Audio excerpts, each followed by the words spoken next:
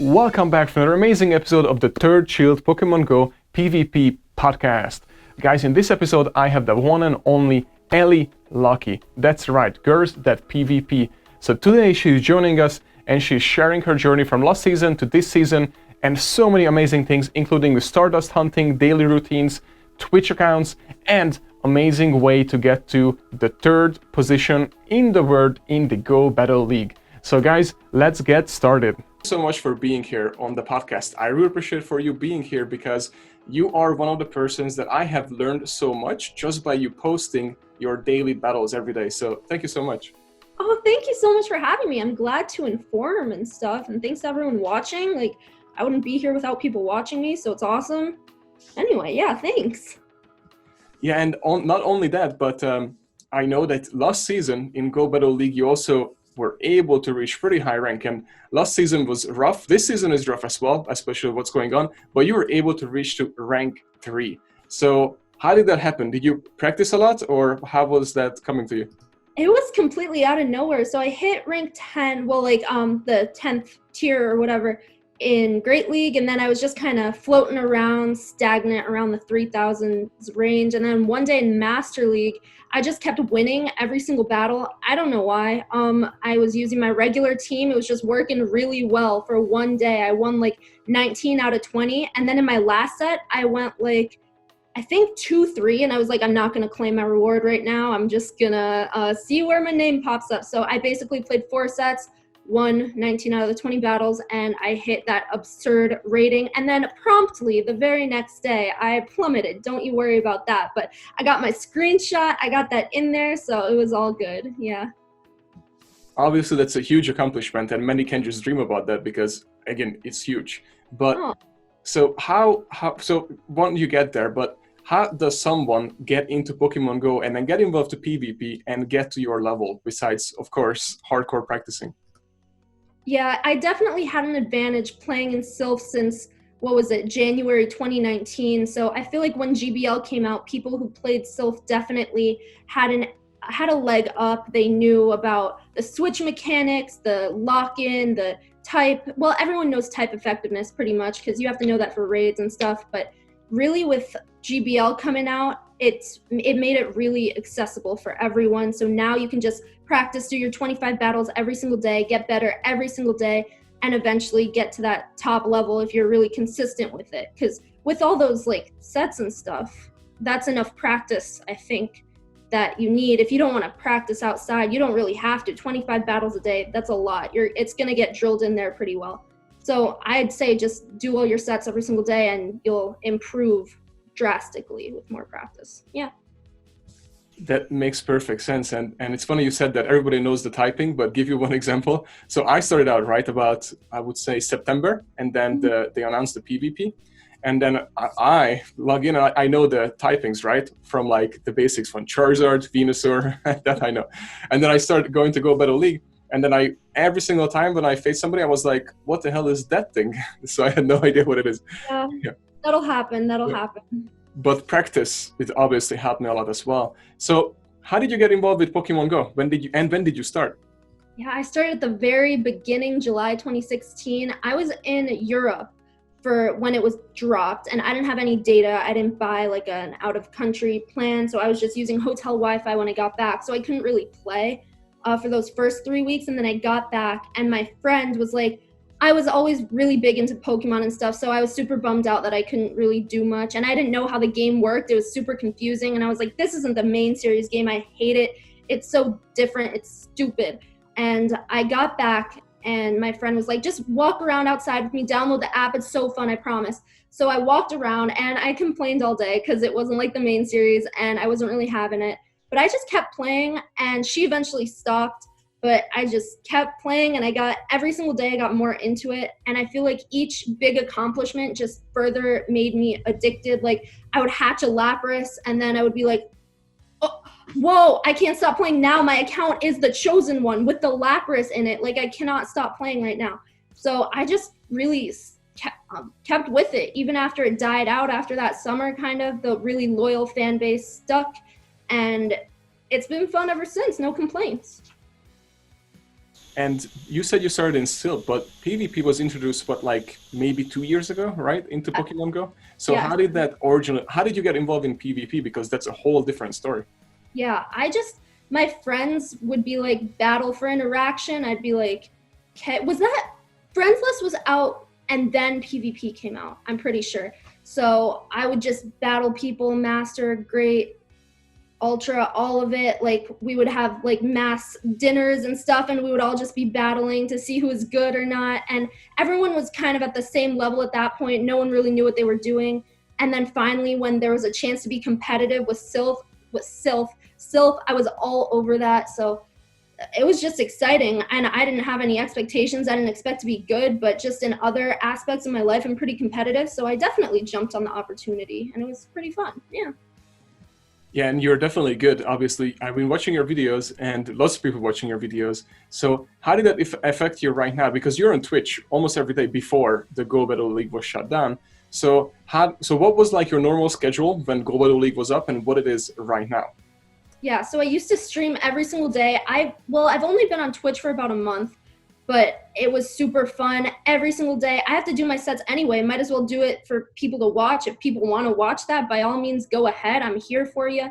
I would stream at either 11 a.m. or 3 p.m. Eastern time, and it was just a consistent thing I had to schedule my day around. And I kind of like, it was super fun at first, but I started feeling the burnout a little bit. I was like, this is what I do every single day, but I can't take a break. I don't want to take a break. I have to do the sets anyway. Might as well let people see them. And so it got a little overwhelming, but I kind of managed. And also the pressure to perform and read chat, it was definitely taking a toll on my skills, but with time, I will definitely get better at streaming while battling. I'm not concerned about that as much. But I guess I could totally keep streaming viewer battles and stuff. I've streamed like 2 or 3 times since GBL went down, and it was fun and stuff, but I think right now I'm taking the opportunity to live life a little bit, and then when GBL comes back, I'll get back on that grind, get back on that schedule. But I'm really sad to not have it to structure streams around. But if I were to keep streaming, I totally could. It's just viewership's down. It shouldn't matter. But I don't know, because I applied for partner about 3.5 weeks ago, and they look at those numbers really like heavily. So I need to keep that 75 count for now, which is fine. I think I can if I do viewer battles, but it's pushing it a little. So I'm going to do a few viewer battle streams, but other than that, I'm really going to just focus on life and stuff for now. It's a good excuse, I guess. I certainly understand it. And you know what I was thinking? That you mentioned, because you said about a month ago, but correct me if I'm wrong, but don't you already have like 1,200 followers on Twitch? Yeah, I have like 1.5K. I don't know where it came from. People just raid me. People are super generous and they stuck around. It's awesome. Yeah, congrats for that, because I know it's hard to grow, especially in Pokemon Go that nobody really knows about as far as for the PvP side. Do you know how many times I see your Twitch, I see other people Twitch, and I copy and paste it and send it to some of the friends, and they're like, what the hell is this? Is this a real thing? Like, they don't even know it exists, you know what I mean? So, and that's why I'm a little upset that now it's down. I mean, for a good reason, because they're fixing things, but it had a momentum. So, and people were just getting more and more and more into it. And then what you just mentioned about the viewership is down. I checked it last night, I checked it this morning. And as far as for the whole Twitch account and the whole Pokemon Go, it's like the lowest it's been since it came out. So it's like so crazy. Yeah, I don't know. I hope that it'll make people miss it even more. So when it comes back, it'll be stronger than ever. Maybe I'm just an optimist, but I feel like that's going to happen, right? Maybe. Yeah, I agree with you. I was going to ask you this question, but you already led into it. So what I was thinking is that now that you mentioned Burning Out, Zionic, another amazing creator, mentioned Burning Out, and some other creators had mentioned like, oh man, it's just a struggle because of, constantly just creating content and being Twitch live in the comments and all these things. And then now that everybody's taking a break, they cannot wait to get back. And I feel like the audience is also cannot wait to get back. So I'm really hoping that once it comes back up, this actually helped us to get an even bigger boost and momentum. What do you think? I agree. Definitely stronger than ever. Let's just hope for that. I don't see why not. The content creators are going to be even more excited to pump out content. I think we all needed a break. Yeah. And what's interesting, I saw Taco's tweet a little while ago. He was pretty upset that people were abandoning their streams and stuff, and I see where he's coming from. And I'm sad to like leave everyone and stuff, so I'm definitely streaming a little less frequently, but I don't know. I think a break every once in a while is good.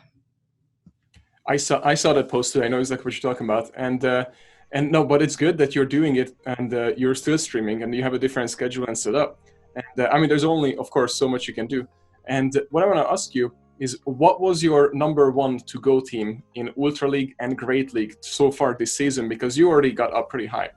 Yes. So, there are people who change their teams all the time. I am not one of them. I'm very stick with the same stuff because I'm scared to try new things. So in Great League, my team was Azumarill, Deoxys, and Altaria, and I would switch the lead between Deoxys and Azumarill depending on what was working, what's not. If I'm doing bad, I'll switch up a lead and then I'll do better. So I had that variety. And then for Ultra League, my team last season and now this season was mostly Articuno with Hurricane, mind you, lead, and Giratina Altered, and Swampert. So they're all very meta. I'm not the most spicy of humans, but it gets the job done and I like them, so it works. Yeah, that's a good point that you said, because I think who was House Stark last season? He reached rank 10 for the first. I think he was the first one, mm-hmm. And he mentioned what you basically just said, that I reached rank 10 and this is my team, meaning he didn't switch it up. He just stick to the same team through the whole season. There is definitely a benefit to that.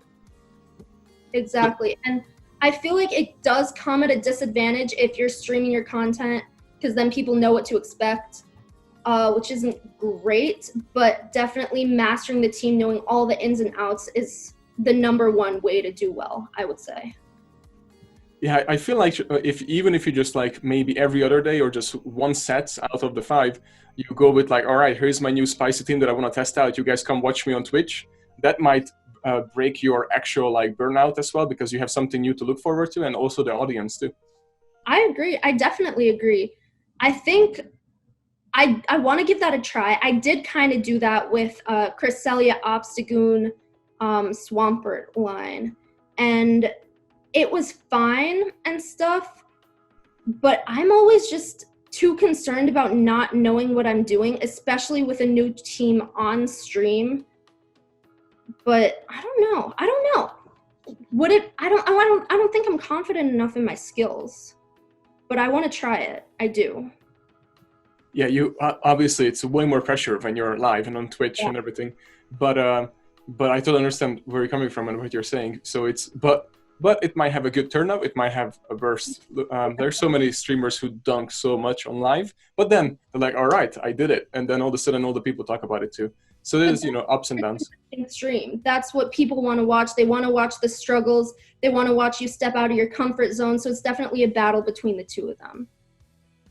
And what I was going to ask you is, what do you think, what do you expect once Go Battle League returns? I asked this to everyone, do you think that we will resume where we were left off, or you think it would be like a scratch and start over? I was talking about this the other day, and people are saying that 50 of the top 100 are cheaters or whatever. I really don't see them scratching everything off, because I think people will be so mad. There are people who are doing exponentially better this season than last season, and for all that hard work to go to waste, I think they're going to try to find who is cheating. I don't know how they're going to do that. But apparently they found a Discord of people, but that's going to get messy if, like, you could say, I was just in the Discord, I wasn't cheating, I did this the long way, I don't know. But if I just had to pick a side, I would say they're going to pick up where they left off and extend the season probably. But I don't know anything, that's just my guess. I would agree with the guess that you have. I'm hoping that's what they're going to do. And as far as like, because there will be lots of pointing fingers and everything, especially now what you just said about the 50 people cheating and that kind of stuff. So as long as what I was hoping that they would do, maybe Niantic finds a way to find it who did that. And then they just give them like a 30-day ban or the rest of the season ban. So then at least the other people could, like, let's say, finish it up like equally and nicely. And then the other thing is that with these people, I would just hope that they fix it so there's no way for them to ever try it, and then technically we continue on where we left off in that way. I'd agree. But what I was going to also ask you is that for Premier League, or have you practiced for Premier League or Cup? Just a tiny little bit. I've done like 3 battles or something. It's honestly it's the anything that has to do in the Master League, which is technically Premier, just without the the big guys. Then I'm not really interested in it, unfortunately, because I haven't played for that long, so I don't have anything Yeah. for it. And plus, it's not as spicy. Yeah, yeah, it definitely puts you, well, all new players at a disadvantage, but I feel like I'm probably just gonna gravitate towards Masters. That's why I haven't really been focusing on Premier very much. I got my Hundo Reshiram, I got my Hundo Zekrom. No, I don't. I have my 98 Zekrom. So I've been kind of chilling with the raids. I got really lucky for both of those. I got my 98 Fire Punch Groudon. I got my 98 Palkia. So that's a lot of new spice that this season's going to see. So there's a bunch of new things I want to try out. Oh, I got my Hundo Giratina Altered. So those are all new for me this season. And my Dialga's newly best buddied. So I have a lot to look forward to in Masters, which is why I have not personally been testing out that much Premier League. But I'll definitely try both of them and see which one I like better, and then stick with that one. I don't see myself really switching between the leagues too much unless I find equal success in both of them, I think. Yeah, it sounds like you're set up for Master, so I would not go into Premier either because you have everything that you need, all the tools and the talent, so now you just have to pull it off. We'll see. As far as what would be like the number one tip you would give for someone who, let's say, just starting out in PvP or Go Battle League, and especially now that that they're gonna be completely new to it and they're out of practice. So whenever it returns, what would you like give advice to anybody, let's say, just starting now? Number one tip is I would say study sims on like pvpoke.com. This is something I don't do very much, so I'm speaking from experience. Know which matchups you can win and know when it's beneficial for you to like expend shields and retain switch advantage, or when you should just like let it go. Know your type matchups, of course, that comes even before that. But yeah, basically know which Pokemon can beat which and in what shielding scenarios, which is honestly way easier said than done. There's so many matchups to learn, but I feel like that's the backbone of everything, kind of. And what would be like, if you can recall any of it, what was your like biggest win or biggest loss this season? Oh man. I mean, I've beaten some pretty big names. I've lost to some pretty big names. I think I lost to Valorash. I've beaten, I think, the Nut. I don't remember specific battles. I don't really have an answer for this. I know with Battle Bill, I won one, he won one, so now we're 1-1, so that's pretty exciting. I'm trying to think of like a battle that had me on my toes or whatever it's called. Really, all of the ones I include in YouTube videos are super like heart-wrenching. I pick my maybe 10 like closest battles of the day, and then 3 of them are just completely like heart-stopping. And those are pretty fun to watch over, but I really don't have one specific answer. I wish I did. Oh, it's okay. I was thinking the same thing while I asked this question because there's 25 battles every day, so Yeah. they kind of mush together. Yeah. Are you excited about the Mega Evolutions? I am so excited. I was looking at the CP, like where people estimate the CPs are going to fall based on what they use to calculate it. And Mega Metacham maxes out at 24.95. That thing is going to terrorize Ultra League. I am so nervous, but so excited. But yeah, I don't know how they're going to implement it though. If it's going to be like a temporary best buddy type of deal, or if what items you want, it could go really any way. So I feel like they're going to make it pretty hard to come by, so they're not as dominant as they possibly could be. Yeah, I'm pretty excited to see how that would work out and everything, but the good thing you mentioned it, I do have a Hundo Metacham, so that would be perfect for that league. It definitely sounds expensive too. Mm-hmm. What would be like the biggest mistakes that you have done, even PvP or this whole game? Like maybe you dusted out everything, or you transferred the best Pokemon, or whatever, something like that. Okay. I'm trying to think of. So I've definitely bought countless secondary moves. I bought a freaking 50k dust secondary move on some random Lilip once. But generally, I'm pretty careful. I've actually never transferred a shiny, never transferred a community day shiny. I really I should get around to doing that because it's taken up 650 slots in my bag. So, but if I can trade them, I will. Transferring is so painful. And what else? I don't know. Definitely in battle, I've just done some really stupid things, a lot of really stupid things. I can't think of a specific circumstance, but I don't know. So this community day was really successful for me. I got my hundo, I got a 98 weather boosted, I got a rank 1, a rank 2, a rank 7, and a rank 11 Weedle. And I was thinking of powering up a Weedle past the threshold, either the rank 1 or the rank 2. The rank 1 for the shock value, the rank 2 because I already have a rank 1, taking a video, posting it on Twitter for the memes. But I could not bring myself to do it. But yeah, luckily I have never powered up a Pokemon past the threshold. I was talking about this the other day with someone on Twitter, and I'm just a very careful person, I guess. So I'm not sure. And what would be like, because this all sounds expensive, so what I wanted to ask you is, do you have like a daily routine or anything that you could give out for Stardust basically hunting? Yes, so take advantage of every single event. When it's 3 times Stardust for Community Day, grind the whole entire time. I live in a city. I'm very lucky to have a lot of spawns and also a lot of buses. So taking buses for me is absolutely huge. You can catch so much and expend very little effort. Otherwise, for GBL, I think a star piece, if you have a bunch in your bag, is well worth it. Like pop it right before you claim your rewards and it'll last for 2 sets, so you can have it for the next set. That'll get you about, I guess, 10k dust, which is pretty good. Sometimes they have double dust for raid, so mass raid, get your good IVs, get your shinies, and then have a star piece on the whole time. But definitely it's a pay to win game. If you want those star pieces, you have to buy the boxes, which is rough. Hatch eggs, of course, have Stardust star piece on when you're hatching. You can amass a lot of dust really fast if you put in the time and the money, unfortunately. But those are my tips, I'd say. Well, those are all good, and I always want to ask this because everybody has something a little bit different about the star pieces and the Stardust and everything. So I love to know more because I'm always taking notes. Once I rewatch this, I'm going to take notes and put out the one piece that I learned from you for Stardust and for PvP. I already have a few in my mind. and what I wanted to ask you too is, so I ask this everyone, and this is my most exciting question, although right now it's kind of dark just because GBL is down. But the question is, do you think that Pokemon Go will go esports eventually? So I would say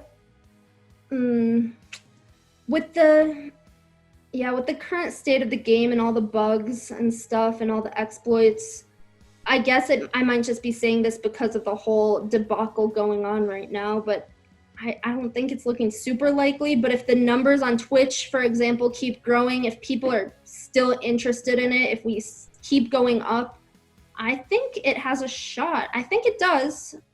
I really couldn't tell you. And I don't know a lot about esports, honestly. I'm not a huge video game person. I really only play this. I play the main series. But I'm good at Mario Kart, if that counts for anything. But I don't know a lot about esports, so I'm not really the best judge on what is the best esport. I don't know, but I hope so. I definitely hope so. Yeah, that would skyrocket basically, or the content creators like you, and especially when you have so much skills, into the skies. But it's not overnight success because you have been grinding this at it, so it wouldn't be like just this. But yeah, I agree with you. Right now, with the current state, they definitely have to fix it. Hopefully, they will. And then what I was going to also ask you is that, so what are your goals, or what are you looking for or hope to get to maybe at the end of this year or next year, as far as in Silph Arena, streaming, and YouTube? Because you are a very well put person, out there for Pokemon Go. So just wanted to, find out where you're going. Yeah, so I guess for Silph, this season I took a huge break. I didn't do the first 5 or 6 tournaments because I was busy with school and stuff, but I got back in it. But last season Silph, I was super hardcore. So next season Silph, I don't want to make any excuses. I want to play through school. So I was a freshman in college, and I didn't know how to travel places. I was still getting my footing. But now that I'm familiar with the area, I think I can definitely make my way to tournaments. But if they're going to stay remote, I have no complaints there. That would make it way easier for me. but I really do want to continue with Silph Season 3. I want to actually strive for the leaderboard, strive for that elite trainer status. And in terms of content creation, I want to put out I just never know what to post. I want to like get more familiar with what people want to see, and then I want to put that out because I don't know what I'm doing really. I love that I've been able to grow so fast. It's been absolutely amazing. I guess I want to just keep at it. I want to take advantage of the time I have now, because really when school starts, I'm not sure that I'm going to be able to stay on that grind. I can either grind Silph or grind content creation, but I really am not sure if I'll be able to do both. We'll just see how I'm going to be able to balance it. I have no expectations. I don't want to put too much pressure on myself. But for this summer, I have really nothing else going on. So I want to live life. I want to have fun, but I also want to make this happen, because really doing Pokemon videos has kind of been my dream since 6th grade. I remember playing Pokemon X on my DS, and then I set up my camera such that it was looking down on my DS, and I played it. And I posted like 2 episodes on YouTube, and they got no views. And I was like, all right, that's enough for me. But now that I actually have people watching, and I actually feel like I'm being productive and putting stuff out there into the ether that helps other people, I really need to take advantage of that opportunity as much as I possibly can. So we'll see what I've managed to pull out. I hope you will, because now you already have a good audience base in a way that you grow so fast. So obviously you're doing something right. And it takes a little while until even YouTube starts promoting your stuff. It takes a few months. So the fact that you were able to get in there, that's already proving that you're doing something right and people want to see it. Now, yeah, I'm so thankful, because really it's just because people have been giving me shout outs left and right. Like King linked my video in his video of my battles, and it's been awesome ever since. People on Twitter are constantly giving me shout outs, constantly showing support. And I would not have been able to do it alone, not at all. Yeah, I totally get it. And the PvP community in Pokemon Go is just crazy, and everybody's so thankful. King himself, just like you mentioned, he's so out there, and he's not afraid of putting anybody out there who has some talent or something cool to show. So it's pretty cool to be in this community, honestly. And then what I want to also, ask you is that with anything that, with what's going on, anything, do you think that you have one more tip that maybe we haven't talked about, or anything that you would give to anybody for the PvP community to, how to get better? I would say I'm a very competitive person. I beat myself up about losses all the time. I place a lot of my worth on how well I'm doing, and it's not worth it. It's just a game. Do the best you possibly can, and then put it down if it's getting too much. I tend to not follow this advice. I tend to grind out all 25 of those sets, even if I lose every single battle. And that's not super healthy. That's how you will lose your passion for the game. So really just focus on what makes you happy. Play because you want to play, not because you want to show people how good you are. If you're good, you are going to be good. Don't worry about it. You're not going to be good if you put too much pressure on yourself. So that's, I guess, my tip. No, that's a really great point, because at first when I lost all these matches, I was so pissed, and I'm like, oh well, I just dumped 100 points. Tomorrow is another day. Yeah, tomorrow's another day, exactly. And then what I also wanted to because what you mentioned about when you were a kid and the video game and everything. So, question: Did you ever picture yourself when you watched, let's say, the cartoon, if you watched it, that you are gonna ever go outside, travel the world, and catch Pokemon and compete against other players? Never. So this game is the best opportunity ever. I remember thinking, yeah, if I could have one wish, it would probably be to live in the Pokemon world. It just seems so fun, so freaking fun. I cannot tell you how many times I wished that as a kid.